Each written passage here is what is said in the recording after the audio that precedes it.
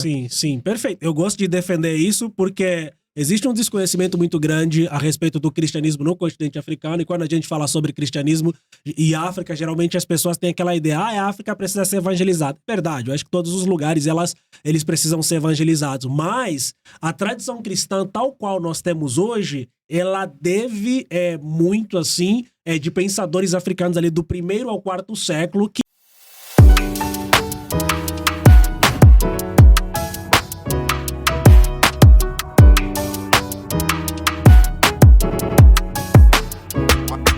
Sejam muito bem-vindos ao Aloncast, um podcast que conecta empresários que falam sobre fé, negócios e propósito.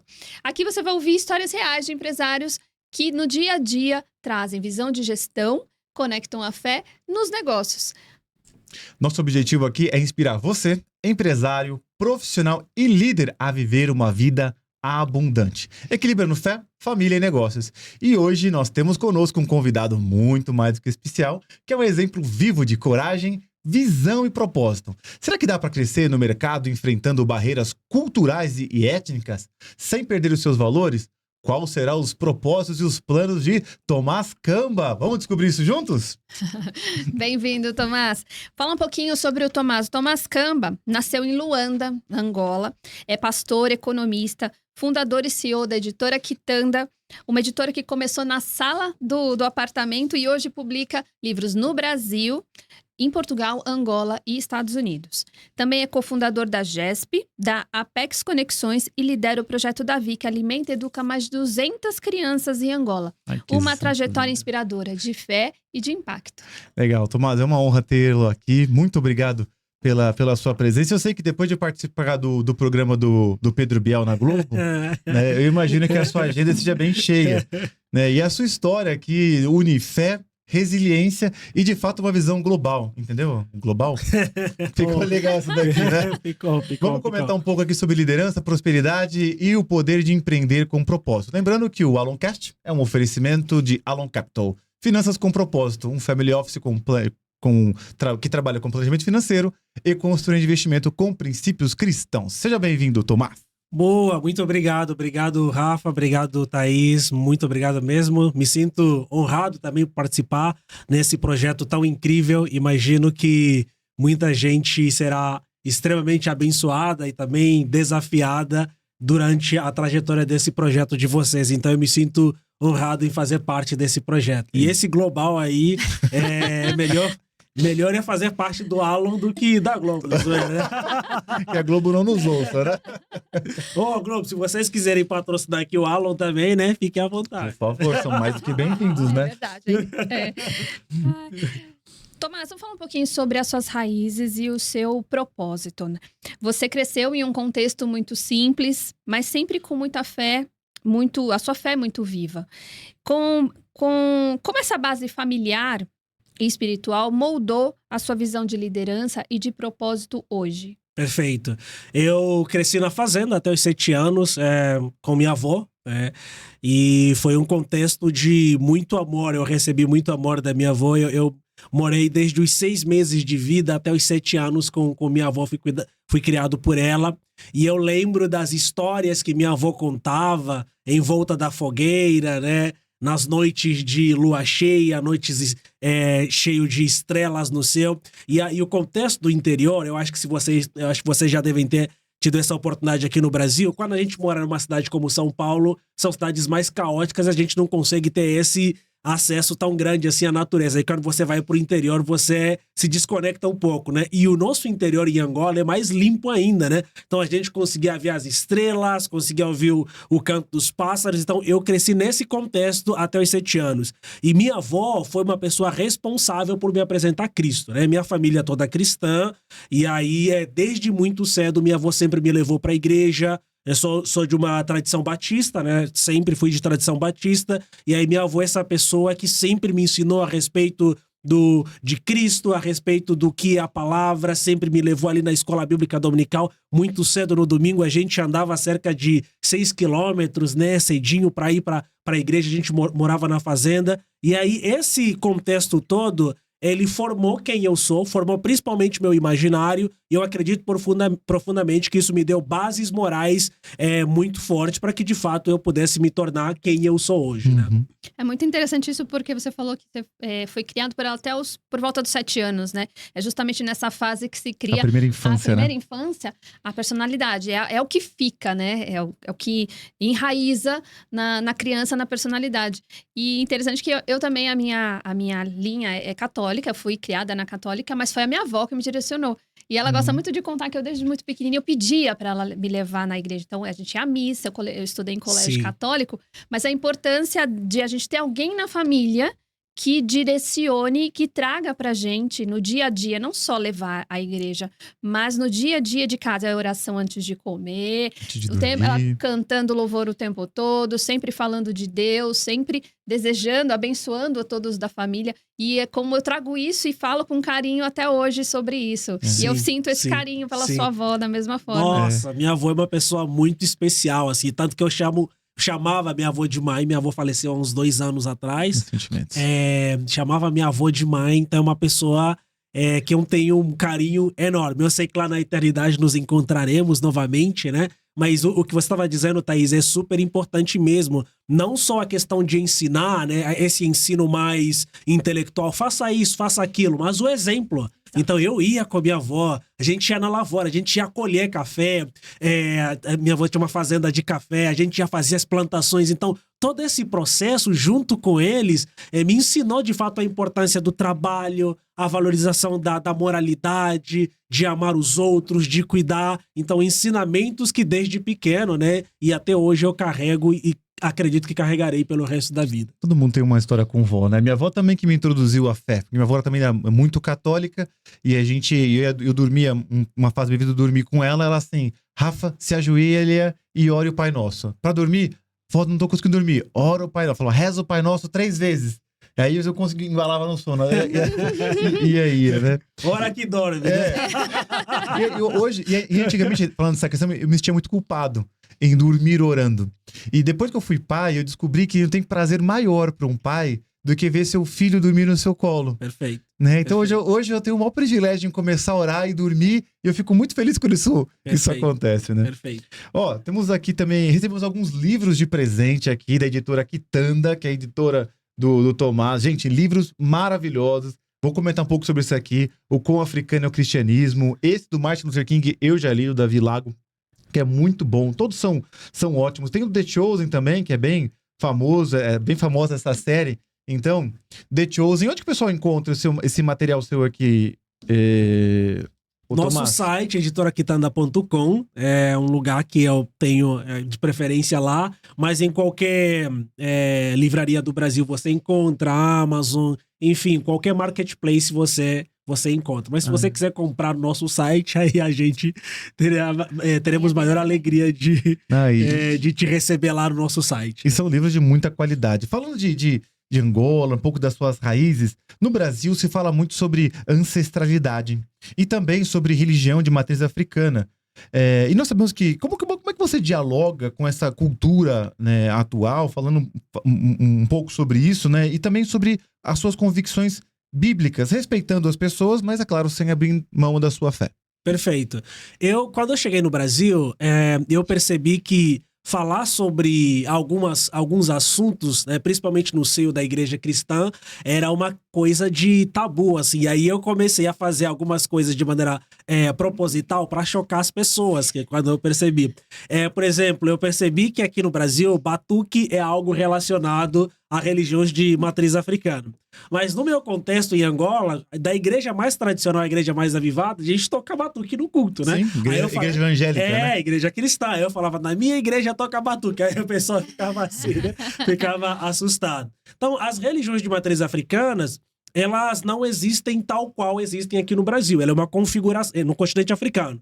Ela é uma configuração do Brasil, né? Por causa do processo de africanos que foram trazidos de maneira escravizada no Brasil, e aí você teve esse processo de junção de catolicismo, outras religiões nativas brasileiras, e aí nós temos aquilo que nós chamamos aqui no Brasil de religião de matriz africana. No entanto, ela não existe tal qual existe na África, né? Então, no continente africano, algumas coisas elas são muito mais parecidas com aquilo que nós temos aqui no Brasil como folclore, né? Então, fazem parte do nosso imaginário cultural e não necessariamente religioso tal qual nós temos aqui no Brasil.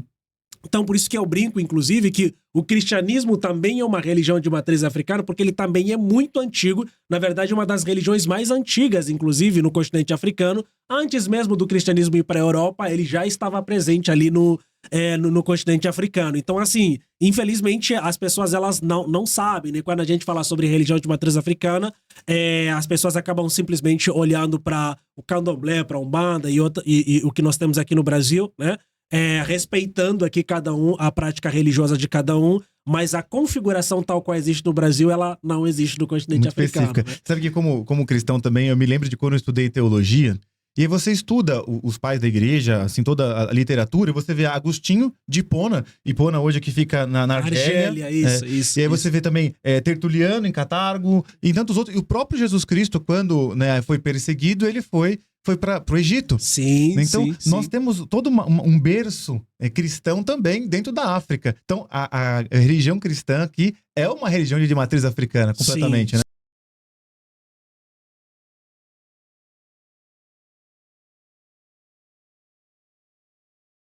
Sim, perfeito. Eu gosto de defender isso porque existe um desconhecimento muito grande a respeito do cristianismo no continente africano, e quando a gente fala sobre cristianismo e África, geralmente as pessoas têm aquela ideia, a África precisa ser evangelizada. Verdade, eu acho que todos os lugares eles precisam ser evangelizados, mas a tradição cristã tal qual nós temos hoje, ela deve muito assim de pensadores africanos ali do 1º ao 4º século que foram responsáveis por sistematizar as doutrinas cristãs tal qual nós as temos hoje. Infelizmente, quando falamos sobre teologia, falamos sobre história da igreja, Rafael e Thaís, a gente já dá um pulo até 1500, estamos agora, não sei quando vai... Vai lá pra Reforma, né? Não sei quando vai sair esse episódio, né? Mas estamos no mês da Reforma Protestante, então a gente acaba falando só sobre a Reforma Protestante. Mas antes da Reforma, você tem 1000 anos de história até chegar à Reforma Protestante, e nesses 1000 anos, então... você tem ali do ano 100 até praticamente ao ano 500 muitos pensadores africanos que foram importantes para o desenvolvimento da fé cristã. E falando desse movimento evangélico também, você olha que a quantidade de cristãos, tanto na África como na América, ela é até muito superior do que da Europa, em questões populacionais. Então, se a gente quer dar um rosto pro cristianismo, ele é um rosto, né, africano, ele é um rosto americano. Então, essa cultura daquele Jesus Cristo pop de olhinho claro, tipo, tá assim, ó, né, caucasiano, isso é novidade pra mim, né? E é polêmico isso, né? Porque se eu sou loira de olhos verdes for falar isso que você acabou de falar, olha...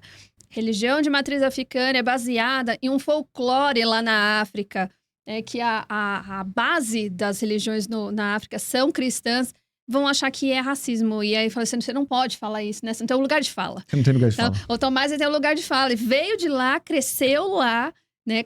Viveu isso e pode falar isso, esclarecer isso. Isso é história, isso é fato. Sim, isso são fatos, é história, é pesquisa, não é um anti-intelectualismo. O que a gente precisa, de fato, é explicar com clareza, respeitando mesmo as crenças de cada um, né? Não puxando apenas do nosso lado, isso aí é importante explicar, mas é exatamente isso, né?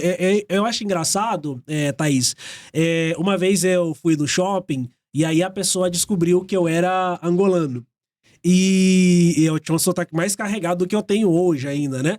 E aí a pessoa falou, nossa, que legal, você é de Angola, você é do lugar da minha religião. Aí eu falei assim, tá, mas qual é? Aí ela me falou, né, qual era a religião dela. Eu falei, que legal, tal, né? Puxa, muito bom. Eu falei, então, né, a maioria dos angolanos não são necessariamente, né, dessa religião que você está dizendo. Ela ficou assim, em choque e tal, né?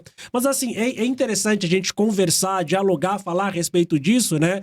Sem preconceitos, tanto da nossa parte, quanto da parte também de quem é participante de religião de matriz africana, mas esclarecer de fato que a religião de matriz africana ela é uma organização que existe no Brasil, mas ela não existe nessas mesmas proporções, nessa configuração, tal qual existe no continente africano. Minha avó, por exemplo, Thaís, quando a gente tinha colheita, a gente não podia colher todas as coisas na fazenda.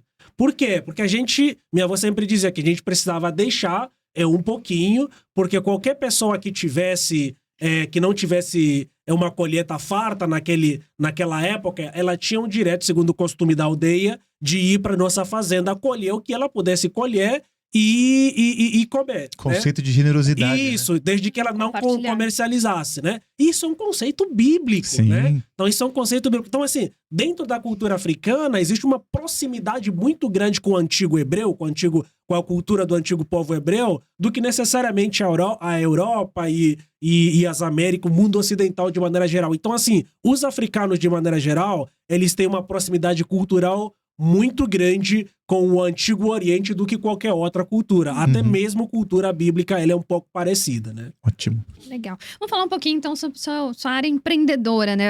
A editora Quitanda, ela nasceu com um laptop e um sonho.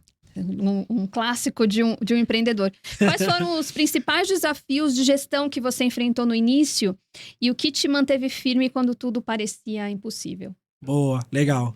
Não foi numa garagem. Esse é um clássico, né? Mas era você sozinho. Eu já era casado com a Tainá, mas eu que tocava sozinho, né? Não foi numa garagem, não deixei Stanford, né? Aquela também, né? Mas sim, foi na sala da minha casa, eu e o meu notebook. E aí foi bem desafiador, assim, no começo, porque eu não tinha princípio de gestão, né?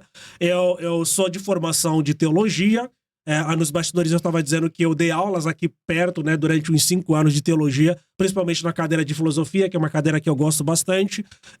Então, assim, e aí sair dessa esfera de professor-pastor para enveredar no mercado, de fato, é muito desafiador. Desafio. Então, assim, tem alguns aspectos da área de negócio que eu realmente não dominava. Eu tô começando a dominar algumas cadeiras, alguns pilares de negócio nos últimos 2-3 anos, né? Então, assim, no começo era muito complicado. Não sabia prospectar. Puxa, vamos montar. Naquela época, se alguém me perguntasse qual é o seu plano de negócio, qual é a sua margem, qual é o seu CAC... Eu só tenho um sonho. Eu só quero criar uma ideia, né? E uma força de vontade. É isso, né? Então, hoje eu fico pensando, já participei de várias mesas de negociação, de vários pitches, a gente pergunta, poxa, qual é o seu plano de negócio, qual é a sua margem? Eu falei, cara, né? Quando eu comecei, se alguém me perguntasse isso, eu não sabia nada. Eu só tinha identificado que hoje eu sei que isso era uma dor, tinha identificado uma oportunidade de negócio e aí eu resolvi empreender essa oportunidade de negócio que eu tinha identificado, né? Mas assim, conceito de gestão, 0. Tocar o negócio, então, nossa, 0. Era a pura fé e força de fazer acontecer. A pura fé. Esse é um clássico do empreendedor raiz, que eu chamo, né? A gente tem a ideia... E tendo recurso ou não tendo recurso, a gente pega e faz porque a gente realmente acredita.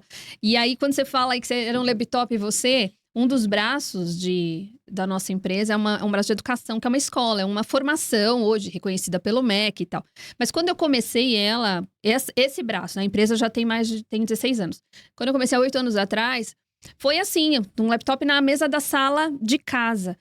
E 3 meses depois, a maior empresa do setor do mercado fitness entrou em contato comigo, de educação, entrou em contato e me falou, como é que você fez? Eu queria ser seu sócio, fui lá conversar com ele.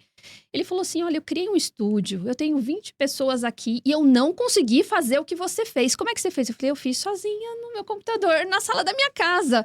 Então você vê que às vezes nem só que eu sou da gestão, vou falar, precisa de estrutura, de plano de negócios e tal. Mas nada vai esperar aquela vontade do empreendedor. Aquela garra, a força de vontade, o foco, horas trabalhando noite e tem ideia nova, anota no caderninho, que foi isso que você fez e agora prosperou com a editora Quitanda. Essa é a minha filosofia, né? Chuta a bola. Exato. Chuta a bola e aí você corre atrás. Eu sou do menos pera e mais bora. Pera, bora. Vamos. E como essa visão empreendedora, ela precede o recurso e a importância da constância no propósito empresarial? Legal, Thaís. Eu gosto de dizer que todo empreendedor, ela é uma pessoa de fé, né? E isso, independente se você é religioso, no sentido, né, lá da palavra, né, no sentido puro da palavra ou não, mas você tem fé. Você é uma pessoa que tem fé porque você precisa acreditar de acordo com todas as dificuldades, mesmo em meio a todas as dificuldades, você tem uma visão, você visualiza um alvo, você não sabe como vai chegar até lá, você vai construindo esse caminho até chegar no seu objetivo final, mas você primeiro visualiza, né? Então isso é fé, é a definição clássica a respeito da fé, né? Que é a prova daquilo que nós não vemos, é a certeza daquilo que nós de fato esperamos, né? E aí o recurso ao longo da caminhada vai chegando, mas você precisa até ser persistente. Eu acho que o que diferencia um empreendimento bem sucedido e um empreendimento mal sucedido, assim, guardadas as proporções, é a persistência. Uhum. Eu acho que quem persiste consegue chegar lá. E aí quem desiste, você desistiu, pronto, né, cara? Desistiu, acabou. Né? Então acabou. Então, assim, para que você tenha de fato um negócio de sucesso, mesmo que você não tenha recursos, porque no começo você não vai ter recurso, a não ser que você seja um herdeiro, né, uma herdeira, e aí você já vem com um cheque de 500 mil dos seus parentes ali, você consegue fazer alguma coisa interessante. Mas se você é como qualquer história de negócios que de fato começa com a cara e com a coragem, você precisa de fato ter fé e persistência, né? Você precisa persistir naquilo que você acredita. E tem outro detalhe, assim, Thaís, né? Tem negócios que a visão, ela é sua. Podem até existir pessoas muito mais gabaritadas que você, falando, cara, não vai por aí, cara, você precisa avaliar muito os conselhos das pessoas. Porque quem tá com... quem recebeu aquele feeling, quem tá com aquele feeling... Quem recebeu a visão de Deus foi você. Você, exato. Então, assim, é claro que você precisa se munir de bons conselheiros e tal, mas, assim, você precisa avaliar muito, assim, os conselhos que você ouve de outras pessoas também. Mas sabe que esse negócio, que depois de meses eu fiz e teve essa empresa, meses antes eu fiz uma pesquisa.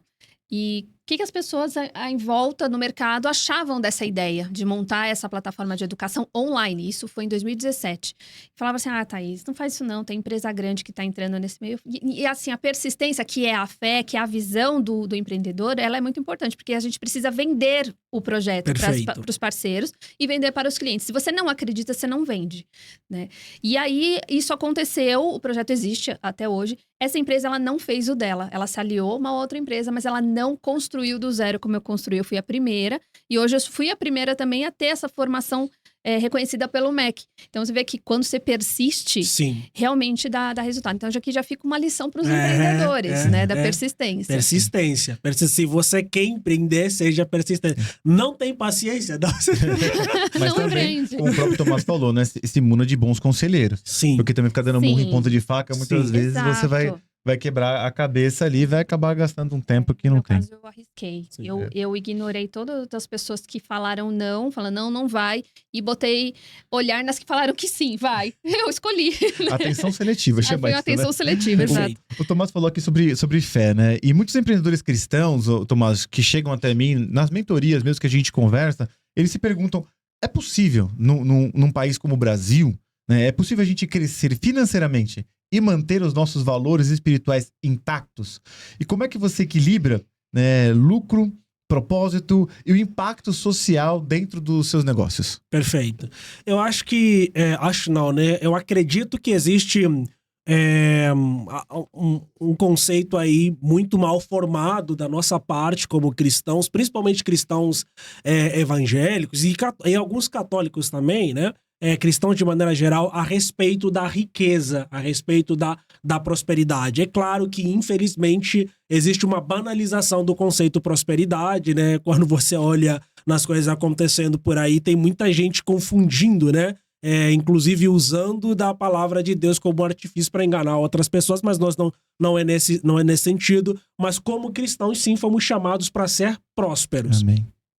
A prosperidade, ela é bíblica, a riqueza, ela vem de Deus, né? Deus é o dono de todo o ouro e de toda a prata. Na verdade, todas as coisas que existem no universo, elas foram criadas por Deus. Então, nós não podemos olhar para as coisas criadas e simplesmente demonizá-las. Nós precisamos saber aproveitar e entender, inclusive, qual é a vontade de Deus para com as coisas criadas. Precisamos saber desfrutar. E a riqueza, ela foi criada por Deus. Eu gosto de pensar, Rafa e Thaís, que de pensar não, né? De considerar, inclusive, que, por exemplo, as missões no continente africano, elas foram amplamente influenciadas por muitos irmãos do Ocidente, dos Estados Unidos e da Europa, que eram cristãos, que ganharam muito dinheiro, mas não se deixaram corromper pelo dinheiro, né? O dinheiro é problema quando o seu coração não está preparado, né? Quando o seu coração ele não está transformado, aí o dinheiro ele se torna um Deus. Tanto que o único a quem Jesus comparou a uma divindade é o dinheiro. Né? Mas isso por quê? Porque o coração do ser humano, quando ele não está transformado genuinamente pela palavra, ele pode sim adorar o dinheiro. Agora, quando o nosso coração ele está transformado, o dinheiro ele serve como, a riqueza de maneira geral, ela serve como um instrumento para a glorificação do reino de Deus, né? Para cuidar da nossa família. Puxa, quem não quer dar uma condição de vida estável para sua família, né? Ter um plano de saúde melhor, né? Puxa, tem milagre que é ter um bom plano de saúde. É verdade, né? Tira dor rápido, né? Assim, tem milagre que é isso. Tem milagre, eu gosto de dizer que tem milagre que é o remédio. É Deus usando o médico, né? Para que você consiga esse remédio. Tudo isso tem a ver com finanças. Então, assim, é possível sim você ter uma estrutura financeira boa e ainda assim guardar o seu coração e ter um coração honrado, temente e a serviço do reino. Eu gosto do princípio da vovó também, né? De saber separar uma parte da colheita, né, que o Senhor te confia para transbordar. Sim. Eu gosto de Provérbios que ele fala que os planos bem elaborados levam à fartura, mas o apressado acaba vivendo na miséria, né? E quando você fala sobre fé, né, eu trago esse conceito também de estratégia, porque, como você colocou muito bem, Tomás, a fé é aquela visão que nos leva mais longe, nos leva a ver aquilo que não se materializou ainda. E já a estratégia é o como. Como que a gente coloca? Como que eu planejo isso? Né? Quando eu falo, por exemplo, dentro do planejamento patrimonial e financeiro, puxa vida, vamos fazer um planejamento para a sua aposentadoria, por exemplo. Pô, mas eu sou tão jovem, eu sou empreendedor, eu não quero me aposentar nunca.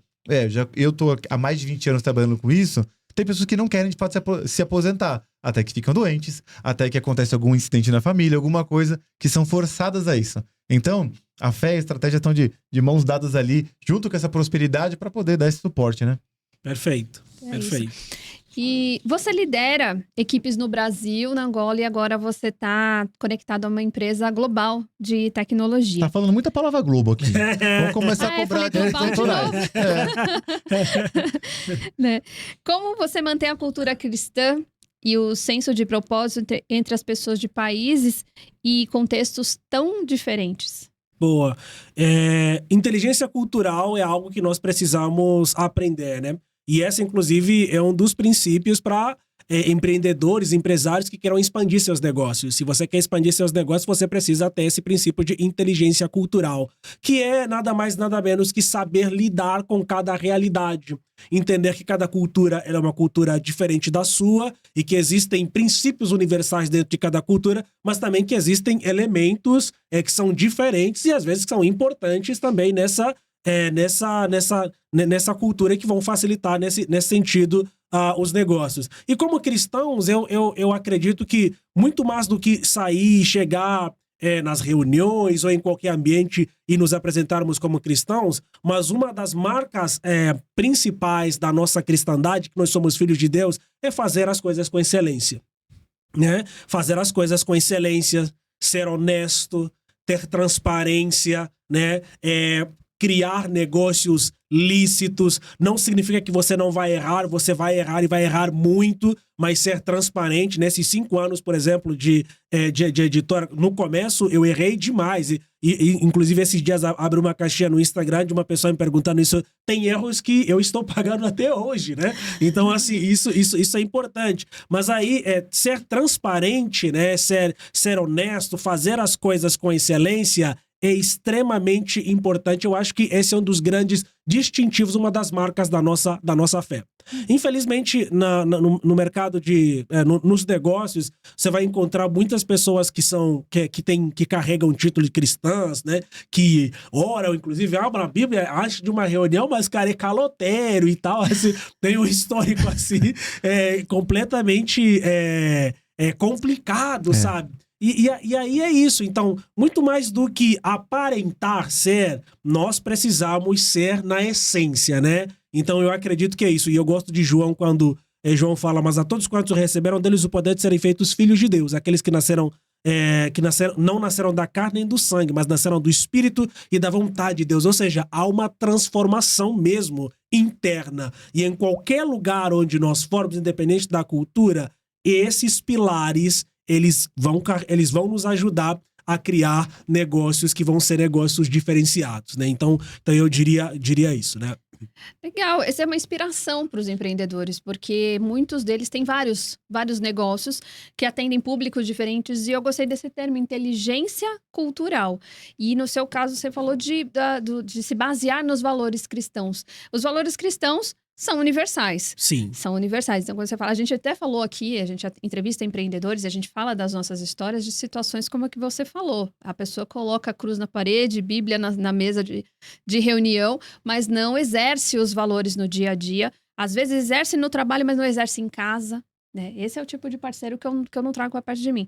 Mas fica aqui uma inspiração para os empreendedores, a inteligência cultural para se adaptar aos negócios diferentes, públicos diferentes, culturas diferentes de colaboradores. Sim, ainda mais nos dias de sim, hoje. Sim. O Tomás citou uma questão que eu trago levanto uma bandeira muito grande. Que ter um negócio que é cristão, e você como um cristão que toca o negócio, a marca tem que ser a excelência. Sim. Não é aquela coisa do jeitinho brasileiro, assim, não, vamos dar um jeitinho. Não tem jeitinho. Ou é para ser melhor, ou melhor não fazer. Né? Então, essa marca da excelência, porque em Daniel fala sobre um espírito excelente. E em Colossenses a gente fala que tudo que a gente for fazer, tem que fazer como se fazer pro Senhor. Perfeito. Então, eu não faço nada, eu não atendo meus clientes como se eu atendesse a homens. Eu não presto conta para homens, eu vou prestar conta para Deus. Da assessoria, da consultoria, desse programa que a gente está trabalhando aqui agora, tudo que eu faço aqui é pro Senhor. Eu sei que vou prestar contas diante de Deus. Então, quer seja quando você está compartilhando uma informação, dando um feedback para um colaborador, ou tratando uma pessoa, qualquer colaborador da sua empresa, você tem que entender que que ele é a imagem e semelhança de Deus. E você precisa tratá-lo com a devida excelência, né? Então, é uma forma como eu também trato muito aqui na empresa e na vida, que a marca registrada do cristão é a excelência. Perfeito. E aproveitando aqui, né? Como pastor e empresário, como é que você enxerga a responsabilidade de discipular pessoas? Também, assim, não só na igreja, que eu sei que você é um plantador de igreja, você é um ótimo pastor. Eu tive a oportunidade de ser pastoreado também por um tempo pelo Tomás lá no Morumbi.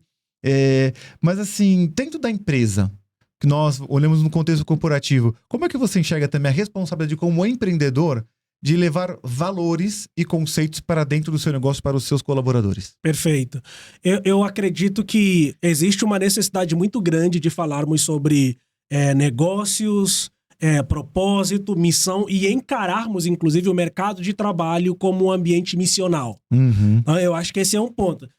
Por muito tempo, nós pensamos que missionários, tivemos o conceito de missionários, apenas aqueles que são enviados para a África, para o sertão, mas o mercado de trabalho em si, ele carece de missionários, ele carece da manifestação dos filhos de Deus. Então existe essa necessidade muito grande de nós, como cristãos que estamos liderando negócios, criando negócios, começarmos a colocar, incutir isso na mentalidade das novas gerações, de que o ambiente de trabalho é um ambiente missional. Uhum. A missão hoje é a sua escola, é o seu trabalho, porque você passa mais tempo, inclusive, no seu trabalho do que necessariamente em casa. A gente tá ali trabalhando por 8 horas por dia, né? Quando você chega em casa, tá completamente cansado. Então, e na igreja estamos apenas 2 horas no final de semana. Então, é naquele lugar que, de fato, nós precisamos manifestar a essência dos filhos de Deus. Amando as pessoas, cuidando, tendo uma escuta ativa, fazendo as coisas com excelência. Mas nós precisamos, Rafa, de maneira intencional, despertar esse lado de discípulos do mercado de trabalho. Eu acho que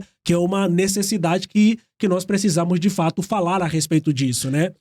Eu fui muito impactado na minha infância, na adolescência, com os missionários da Jocum. Sim. E eu fui até inspirado por eles, porque na ocasião eu só tinha olhos de fato para teologia, só tinha olhos para o ministério, vamos dizer assim, né? E aí quando eu fui chamado, né, eu senti esse chamado de Deus, eu falei, vou largar tudo, eu quero ir pra África. É muito comum no imaginário, né? Sim. Vou fazer missão na África. E eu lembro que um desses missionários falou assim, rapaz, você fala bem, você tem uma postura, uma presença legal, por que você não estuda direito para você ser um diplomata? Eu falei assim, mas como é que eu vou fazer missão sendo diplomata? Falei, cara, você vai melhorar as comunicações entre os países. Você vai poder ajudar, né, as pessoas a ter um livre acesso, a diminuir a perseguição do evangelho nos países que tem a perseguição. E pra mim aquilo foi um choque muito grande. Eu falei, sério? E foi até o que despertou pra mim na ocasião estudar administração. Porque na minha cabeça eu só queria estudar teologia. Queria só trabalhar com missões e tal. E minha mãe não deixou na época. Minha mãe falou assim, não, você não vai.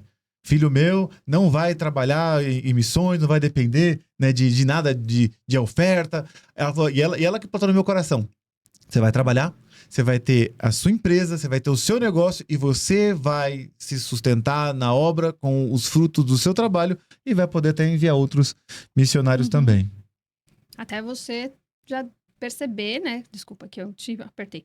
Você verificou que hoje a sua missão está dentro do seu trabalho. Totalmente. Não necessariamente eu trabalho para criar um negócio que sustente eu ser missionário. A missão já é já. Eu já falei isso em outros episódios também, que eu tinha essa cabeça, né? Era quase uma dicotomia, né? Pra mim, assim, eu ia pro trabalho, trabalhava no banco. E aí à noite eu ia pra igreja servir ao Senhor.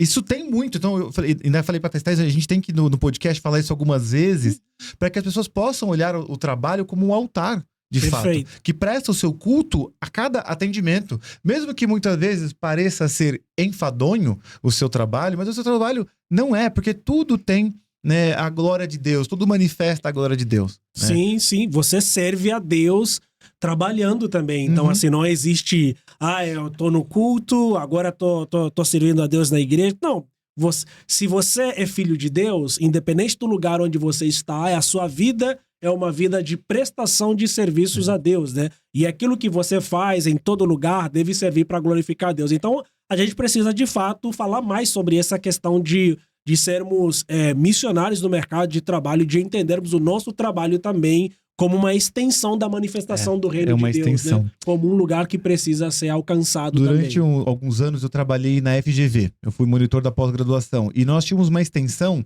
da pós-graduação dentro de um hospital do Mário Covas aqui na região, que é um hospital muito, muito conceituado, muito famoso, por questões de trabalhar complexidades, chama de vaga zero, né? E lá, eu lembro de num dia, numa aula, um professor de infectologia falou que um dos profissionais, né, mais importantes do hospital, muitas vezes, é aquele que é menos visto, que são os profissionais da limpeza. Porque sem uma boa higiene, uma boa asepsia o hospital, você pode ter uma infecção generalizada. Se você não limpa bem os banheiros, por exemplo, você acaba proliferando doenças. Então foi feito, por exemplo, né, um trabalho de conscientização desses colaboradores para que a gente chega no hospital. Na nossa cabeça, quem que é o profissional mais importante do hospital? É o médico. É o médico, né? Tá já lecão branco, sentado ali. Sim. Só que o médico, ok, ele é de fato uma pessoa muito importante, relevante. Mas se nós não tivermos ali um profissional da limpeza fazendo uma boa higiene, você acaba perdendo todo o trabalho que o médico fez e não haja antibiótico que cure ali uma... E o detalhe é que a limpeza no hospital não é só passar pano. Existe toda uma técnica e produtos específicos. Você precisa fazer um treinamento mesmo para a limpeza de hospital. Específico. Então a gente tá falando isso aí por quê? Porque muitas vezes a pessoa que acha... Eu já tive, por exemplo, já dei aula de dons na igreja. E aí uma vez chegou uma moça pra mim e falou assim, Rafa, eu não presto pra nada. Eu falei, como é isso, minha irmã? Eu não sirvo pra nada porque eu não sei cantar, eu não consigo passar do coral, eu não sei o quê. Aí eu falei, cara, irmã, senta. Senti que ela tava com uma dor, né? Aí conversando com ela, eu falei assim, irmã, me fala um pouco da sua vida, da sua rotina. Não, porque eu acordo cedo e faço café pro meu marido e eu arrumo minhas crianças, levo pra escola, não sei o quê. Eu falei, você serve a Deus, servir na sua família. A Madre Teresa de Calcutá falava isso, você quer ter a paz mundial? Volta pra casa, né? Arruma as coisas em casa lá que você vai conquistar a paz mundial. Então, servindo ao próximo com excelência, como o Tomás colocou muito bem, a gente tá fazendo a missão de Deus independente do que a gente faz, né? Exato. A gente tá fazendo como Roxas que fala, né?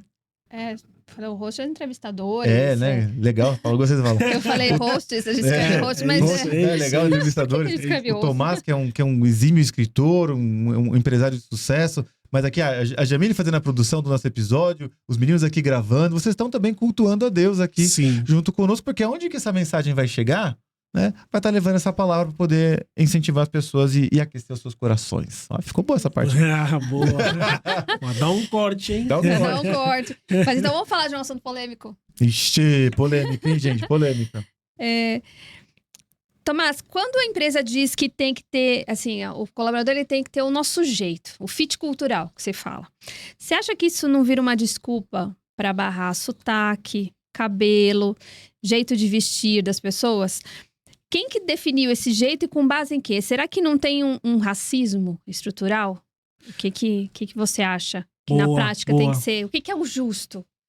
Eu acho que tipo de fit cultural é esse, né? Quando a gente fala sobre fit cultural, se o nosso fit cultural não estiver necessariamente nele incutido, por exemplo, questões como características, origem da pessoa, raça, a questão do gênero. Ok, se meu fit cultural, cara, eu quero pessoas, né, enfim, que estão dispostas ali a trabalhar, que sejam mão na massa e tal. Beleza, isso assim é tranquilo. Agora, a partir do momento que dentro da expressão fit cultural a gente começa a colocar características, né, que vão limitando as pessoas, né, começa a colocar identidade, começa a colocar origem, aí nós estamos diante de uma discriminação. Isso daí pode ser uma discriminação, porque se a pessoa for, por exemplo, africana e o seu fit cultural não for isso, aí uma pessoa nunca vai trabalhar nesse lugar.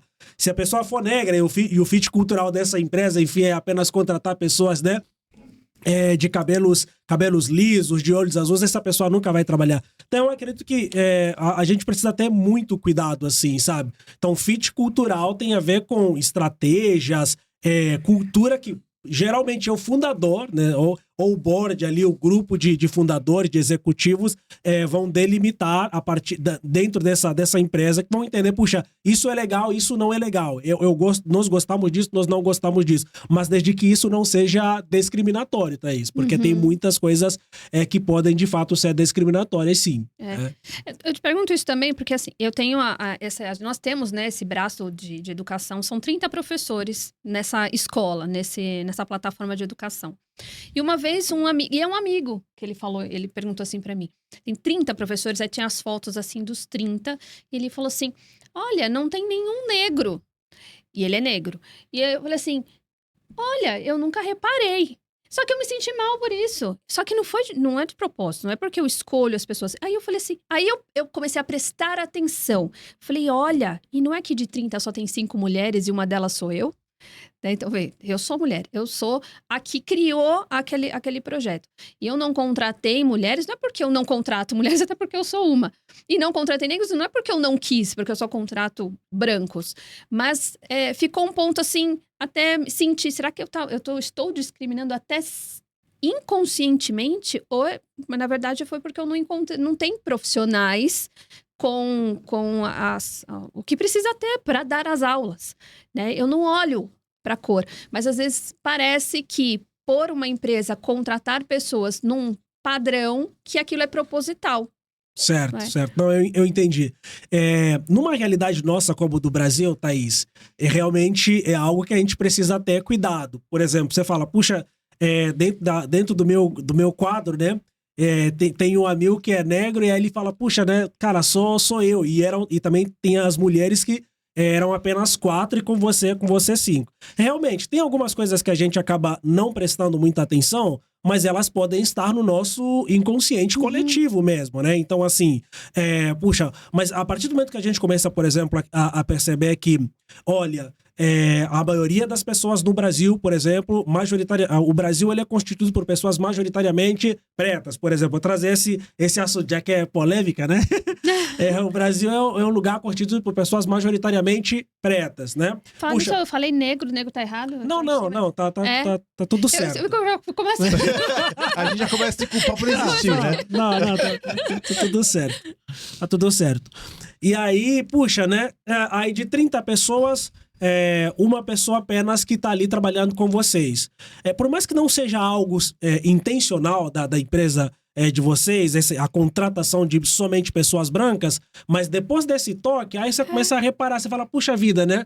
Talvez aqui tenha uma necessidade de até prestarmos atenção nesse sentido e entender, puxa, por que existem poucos profissionais pretos, profissionais negros, né, capacitados? Talvez seja, agora que nós como cristãos, talvez seja algo interessante de ajudarmos, de certa forma, a encontrar, a descobrir pessoas que podem também fazer parte do nosso quadro e talvez capacitá-las. Puxa, por que só tem 4 mulheres, né? Talvez seja algo interessante. Será que não existem mulheres capacitadas? Se não existem, mulheres não têm capacidade? Claro que tem. Então, puxa, vamos ali tentar, de alguma forma, criar algum tipo de programa para ajudar, para ter mais mulheres, para capacitar mais mulheres. Então, assim, eu acredito que por mais que a gente faça algumas coisas de maneira inconsciente, quando a gente já tem um conhecimento a respeito disso, aí a gente, de fato, precisa prestar atenção nesse detalhe, né? Eu gosto de pensar que a ignorância, em alguns momentos, ela é uma bênção.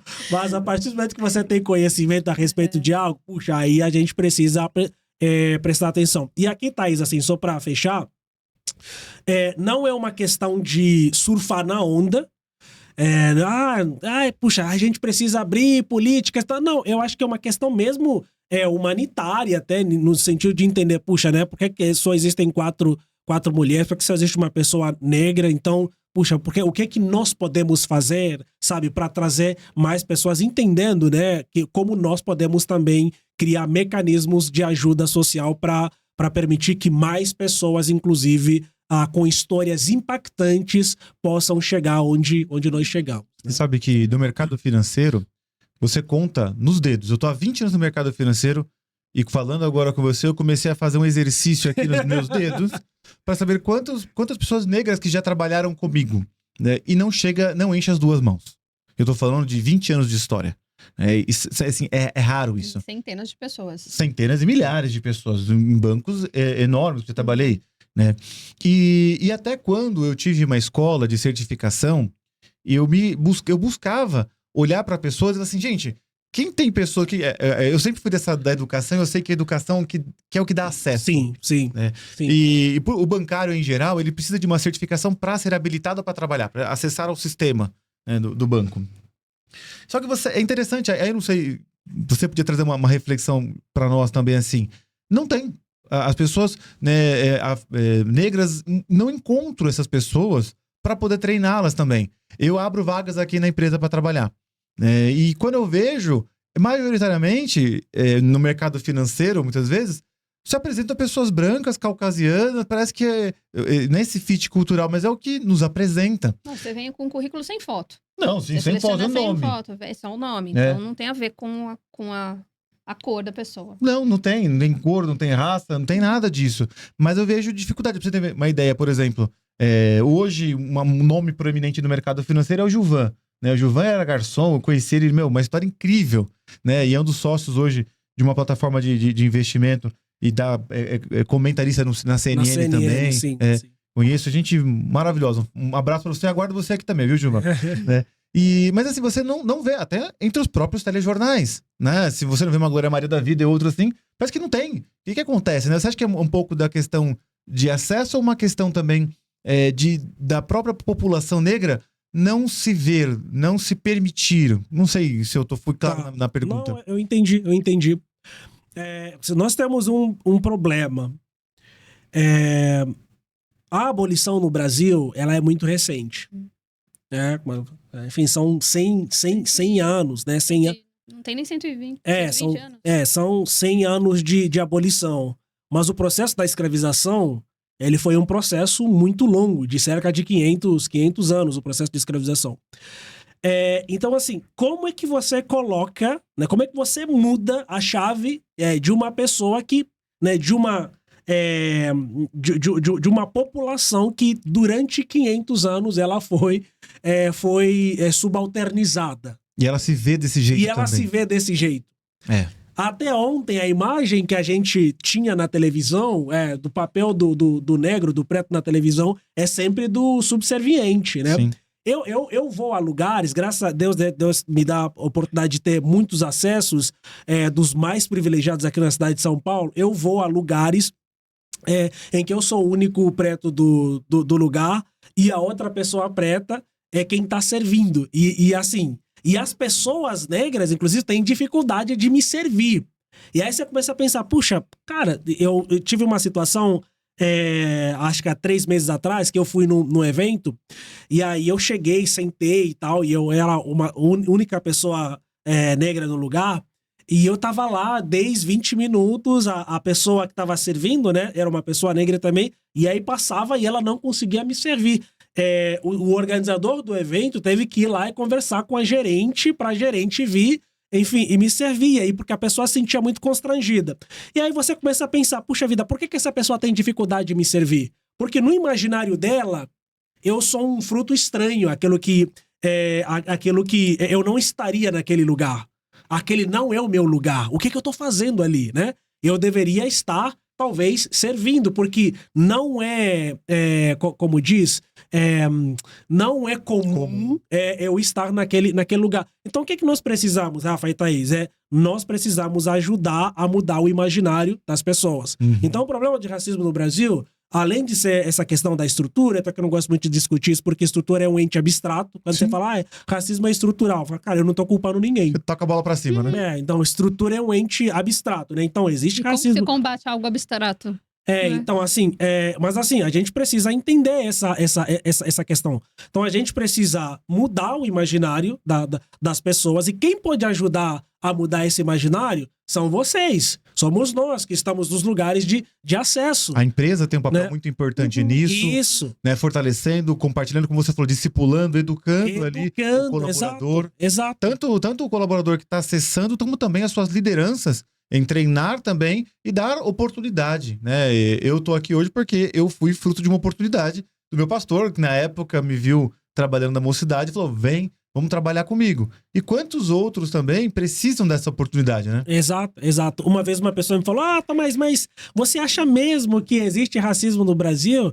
Porque se existisse, puxa vida, né? Como é que você chegou onde você chegou? Aí eu falei pra ele, quantos Tomás existem? Quantos Tomás chegaram lá, né? Então você tem essa questão. Além da problemática, assim, que a gente, infelizmente, quando fala sobre questões raciais, acaba indo muito por questões ideológicas. Então, que aí acaba minando completamente a conversa, sabe, né? O debate. Mas sim, é nosso papel ajudar na mudança do imaginário das pessoas. Essas pessoas, às vezes, elas acabam não se enxergando, não tendo essa crença de merecimento, que elas merecem estar ali. Aí você tem muita síndrome do impostor, né? Você tem muita autossabotagem. Então, assim, quem chegou lá tem a responsabilidade de ajudar as outras pessoas também a entender, puxa, não, vamos juntos. Você merece, esse também é seu lugar, sabe? Você também pode chegar aqui. Então, eu acredito que esse esforço é um esforço coletivo. Amém. É um esforço que não só a população negra precisa lutar, mas todas as pessoas, e principalmente por causa da educação, a gente consegue, de certa forma, mudar a mentalidade das pessoas. Né? Eu creio. Legal. Bom, pra gente encerrar, Tomás... Mas já, mano? Tá tão boa a conversa? Tá boa. A gente tem, ó. Bom. Tem tempo. Olha lá o cronômetro. A cara do Jamil. A Jamil já tá assim, ó. Tomás, que mensagem que você deixaria para empresários que estão passando por tempos difíceis, duvidando do próprio propósito, do próprio seu chamado? Boa. Legal. Primeiro é que vai passar. Boa. Vai passar. Não existe tempo eterno além da própria eternidade, né? Mas enquanto estivermos desse lado de cada eternidade, tudo que a gente passa vai passar. Entendeu? Assim, não existem invernos que não passem, não existem verões que não passem, né? Toda a estação do tempo, ela tem uma duração. Então, assim, por mais aparentemente infinita que você possa perceber, cara, eu não consigo...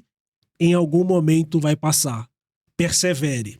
Então, esse é o primeiro ponto. Vai passar. Segundo, persevere. Terceiro, busque ajuda. Sim. Busque ajuda. Porque às vezes a gente está passando por dificuldades que, se a gente buscasse alguma orientação, alguma mentoria de alguém que já passou por aquilo que nós estamos passando, com alguma palavra, com algum ajuste, com algum acesso, mudaria completamente aquilo que nós estamos passando, né? Então, nós como empreendedores, empresários, temos essa dificuldade, né, de compartilhar, inclusive. E a gente quer carregar as coisas sozinho. Porque, enfim, quando você começa um negócio, você começa de maneira solitária, né? Então, aí você tem muito essa dificuldade de externar aquilo que você está passando, mas buscar ajuda, se munir de pessoas que já passaram, que já estiveram no mesmo lugar que você e buscar conselho dessas pessoas é extremamente importante.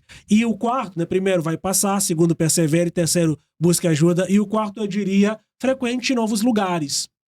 Sim, Frequente expande.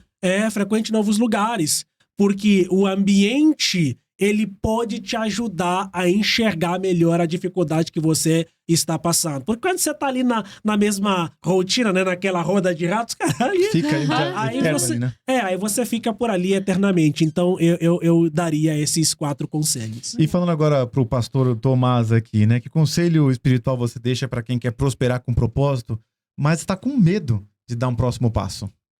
Boa, legal. Eu diria, ore, né? E dê esse passo. Seja ousado, dê esse passo.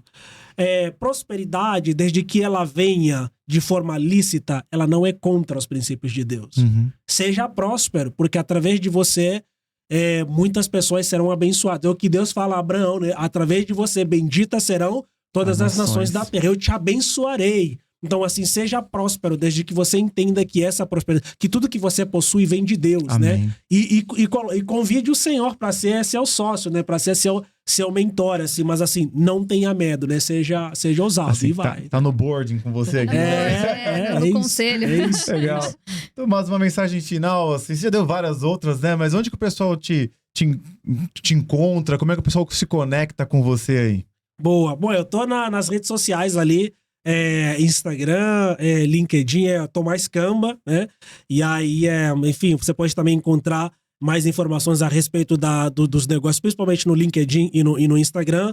Aí tem a Editora Quitanda também, siga lá, compra os livros, porque para cada livro que você compra, um percentual desse valor a gente destina para Angola, Projeto Davi, que é um projeto que nós temos hoje, são 200 crianças que você isso, serve. que a gente serve, dando alimentação, educação de maneira gratuita ali, mudando futuros através da Então, educação. além de você crescer na graça e no conhecimento, você está investindo no reino Isso. e transbordando na vida de crianças. Isso mesmo.